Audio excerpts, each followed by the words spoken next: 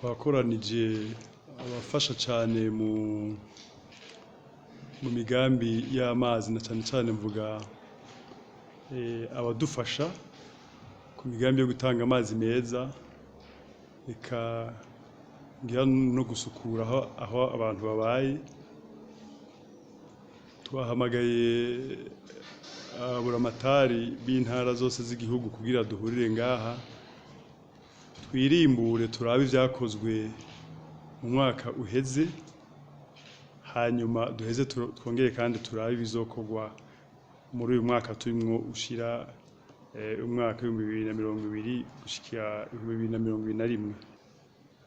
Twaberetse ko umwaka uheze igihugu cyacu cy'u Burundi tubicishije mu mfashanyo igihugu mu mahera leta y'ubundi ikoresha yagize akigoro. Turangira turabega ko n'uyu mwaka leta yagize akigoro cyane karenze ko kugira ngo amazi meza ashikira bene igihugu, nabo tubasaba ko nabo bogira akigoro kuko tubiravye umwaka uheze baragerageje, ariko uyu mwaka turimwo twabonye ko umenga nta nguvu nyinshi cyane zirimwo. Twabahamagara rero kwiyumvira kuntu bokongereza inguvu kugira ngo dushikire iryo hangiro ryo kuronsa abene igihugu amazi meza.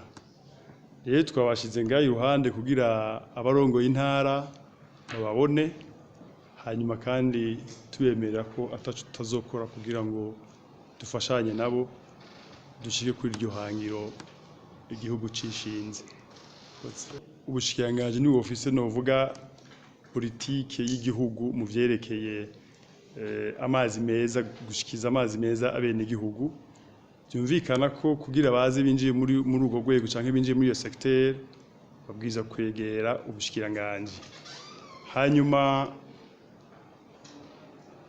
ababuramatari nabo ni inzego zikomeye mu ntara, nibo bakurikirana mu ntara ku munsi ibitunganywa mu karere iwabo. Ni ngombwa baze babonane, hanyuma n'abaduserukira mu ntara basanzwe ari abahanuzi baburamatari mu ntara bavamo. Kwagira rero tubereke abo dukorana, hanyuma nabo bisunge amategeko y'igihugu.